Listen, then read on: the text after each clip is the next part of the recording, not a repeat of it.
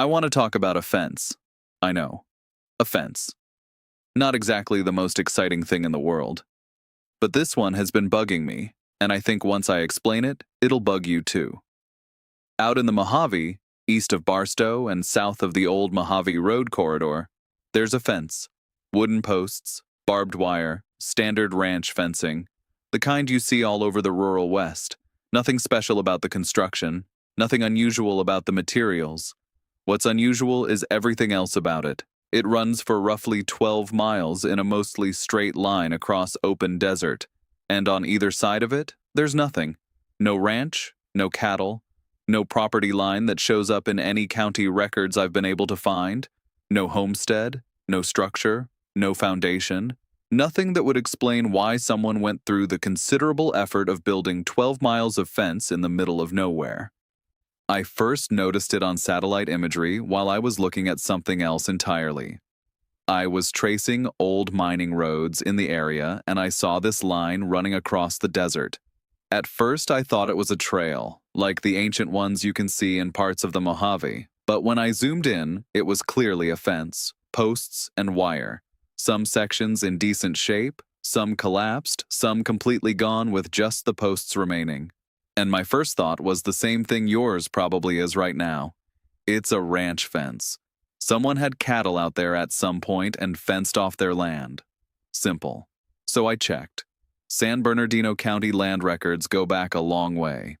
I went through homestead filings, ranch claims, property transfers, BLM land patents, the whole thing, and I could not find a single record of anyone owning or leasing the land that this fence crosses. Not in the last 100 years anyway. Now that doesn't mean nobody ever claimed the land. Records get lost. Fires, floods, clerical errors. Early desert homesteads were especially poorly documented because a lot of them were filed and then abandoned within a year or two when people realized you can't ranch land with no water. The Homestead Act brought a lot of optimistic people into the desert, and the desert sent most of them back. There was a period, especially in the early 1900s, when the federal government was practically giving away desert land. The enlarged Homestead Act of 1909 doubled the acreage you could claim to 320 acres. And then the Stock-Raising Homestead Act of 1916 pushed it to 640 acres. The idea was to encourage settlement and ranching in the arid West. What it actually encouraged was a lot of people filing claims on land that couldn't support a jackrabbit, let alone a herd of cattle. Thousands of these claims were filed across the Mojave. Most of them were abandoned within a few years. Some were outright fraudulent, people filing claims just to sell the land to someone else. The paper trail for a lot of these homesteads is a mess. Claims filed in one county office, transfers recorded in another, abandonments never officially documented. It's entirely possible that someone claimed this land, built a fence, and walked away, and the only record of it has been sitting in a box in a basement somewhere for a century. But even if that's what happened, it still doesn't explain the shape of the fence, because here's what makes this fence different from a forgotten homestead fence. A homestead fence encloses something. It makes a shape, a rectangle, a square, an irregular polygon following the boundaries of a claim. This fence doesn't enclose anything. It's a straight line. It doesn't turn. It doesn't connect back to itself. It runs roughly east-west for 12 miles and then ends. On both ends, it just stops. No corner posts, no gate, no junction with another fence line. It starts in the desert and it ends in the desert. That's not how ranch fencing works. You fence a perimeter. You don't build a single straight line of fence across open land unless you're dividing something. And out here, there's nothing to divide.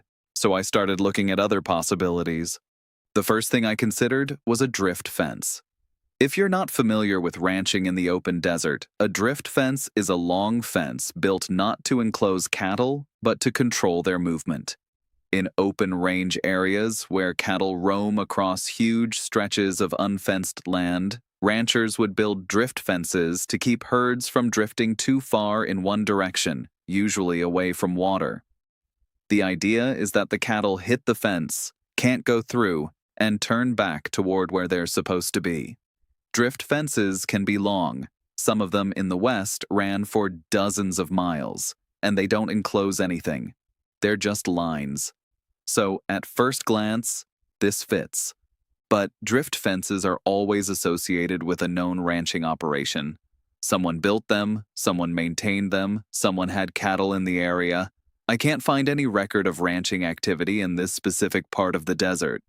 The nearest documented ranch operations were over 20 miles away, near the Mojave River, where there was actually water for livestock. Out where this fence is, there's no water, there's barely any vegetation. It's hard desert pavement and creosote bush. You couldn't keep cattle alive out here if you tried. The second theory I looked into was a military boundary. The Mojave was heavily used by the military during World War II and the Cold War. General Patton's Desert Training Center covered thousands of square miles. There were tank courses, bombing ranges, supply depots, and all sorts of infrastructure scattered across the desert. A lot of it was temporary, a lot of it was poorly documented, and some of it was fenced. So I pulled up the maps of the Desert Training Center.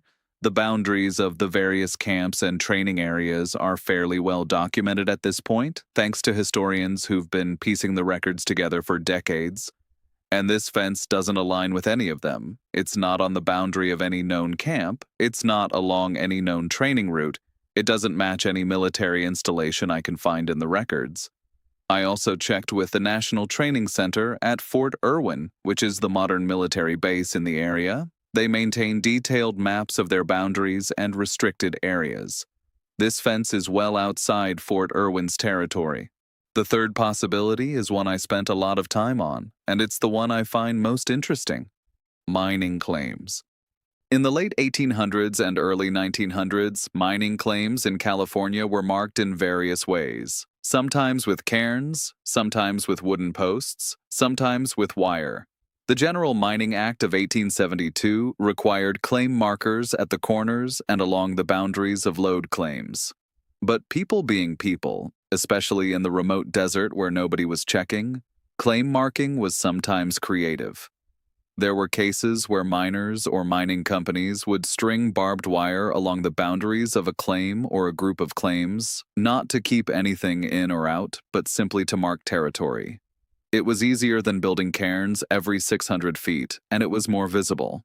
You could ride along the wire and know exactly where the claim boundary was. If this fence is a claim boundary, that would explain the straight line. Mining claims are geometric. They're rectangles, typically 1,500 feet by 600 feet for a lode claim, but groups of claims could be combined into much larger areas. A 12-mile boundary line isn't impossible if you're talking about a large block of consolidated claims. But here's the problem with that theory. Mining claims are documented. You have to file them with the county. And I've searched the San Bernardino County mining records for claims in this area and come up mostly empty. There are scattered claims here and there, small operations that never amounted to much, but nothing large enough to justify a 12-mile boundary fence. And none of the claims I found line up with where this fence actually runs. There is one more possibility that I want to throw out there, and this one came from a conversation I had with a guy who's been exploring the Mojave for over 30 years. He's one of those people who knows the desert the way most people know their neighborhood, and when I described this fence to him, he said something that I hadn't considered. He said it might be a snow fence. Now, I know what you're thinking. Snow in the Mojave. But hear me out. It does snow in the Mojave. Not often and not much, but it happens. The higher elevations get snow regularly, and even the lower desert gets dustings once every few years. But the bigger issue isn't snow, it's sand. Sand fences work the same way as snow fences. You put up a barrier, and the wind deposits material on the lee side. In the Mojave, blowing sand can be a serious problem. It buries roads. It drifts against buildings. It fills in washes. During major wind events, visibility can drop to nothing and sand can pile up several feet deep. If there was a road or a railroad grade or some other infrastructure downwind of this fence line, it's possible that the fence was built as a sand break, not to protect property, but to protect a route. The fence would slow the wind and cause the sand to drop before it reached whatever was being protected. And actually, when I looked at the prevailing wind patterns in that area and the orientation of the fence, it does line up. The fence runs roughly perpendicular to the dominant wind direction. That's exactly how you'd orient a sand fence. But what was it protecting? If there was a road or a railroad on the downwind side, I can't find it. There's nothing there now, and I can't find any record of anything being there before. So we're back to the same place. A fence that runs for 12 miles, doesn't enclose anything, doesn't align with any property records, any military installation, any mining claim, or any known infrastructure. It's just there. And it's deteriorating. Every year, the desert takes a little more of it. Posts rot and fall, wire rusts and breaks, the sand buries the lower strands. In another 20 or 30 years, it might be completely gone. And whatever reason someone had for building it, and someone definitely had a reason because you don't string 12 miles of barbed wire in the desert for fun, that reason will be gone too. I've spent more time than I probably should have on this fence. It's not a glamorous mystery. It's not a lost mine full of gold or a ghost town with a dark secret. It's just a fence. But I think that's what makes it interesting to me. It's so mundane that nobody ever thought to document it. Nobody wrote about it in a book. Nobody took a photo of it and put a plaque next to it. It's the kind of thing that exists in the gap between what people thought was worth recording and what was actually happening on the ground. The Mojave is full of things like that, small mysteries, things that somebody knew the answer to 80 or 100 years ago, and now nobody does. The person who built that fence knew exactly why they built it. They had a reason. They bought the posts and the wire, they loaded it into a truck or a wagon, they drove it out into the desert, and they spent days or weeks putting it up. That's not something you do on a whim. But they didn't write it down. Or if they did, the paper is gone. And now the fence is almost gone too, and pretty soon it'll just be another line on a satellite image that someone might notice if they're paying attention, and probably won't. That's something I think about a lot with the Mojave. We tend to assume that the big mysteries are the interesting ones. The lost gold mines, the ghost towns, the military secrets, and those are interesting. But the small mysteries, the ones that nobody thinks are worth investigating, those bother me more. Because the big mysteries at least have people looking into them. Somebody is always searching for the lost Dutchman mine or trying to figure out what the military was testing at Groom Lake. But a fence in the desert, nobody is looking into that. Nobody is going to write a book about it or make a documentary about it. And when the last post falls over and the last strand of wire rusts into nothing, whatever story that fence was part of will be completely gone. Not because it was erased or covered up, just because nobody asked about it in time. And I think that's the thing about the desert that keeps pulling me back. It's not the big dramatic stories, it's the feeling that every time you go out there, you're seeing things that nobody is going to see again. Not because they're hidden, but because they're disappearing. Slowly, quietly, one rusted wire at a time. If anyone out there knows anything about this fence, or if you've seen it yourself, I'd genuinely like to hear from you. Same goes for any other unexplained fences or structures you've come across in the desert. Sometimes the answer to one mystery is hiding in another one. Thanks for listening.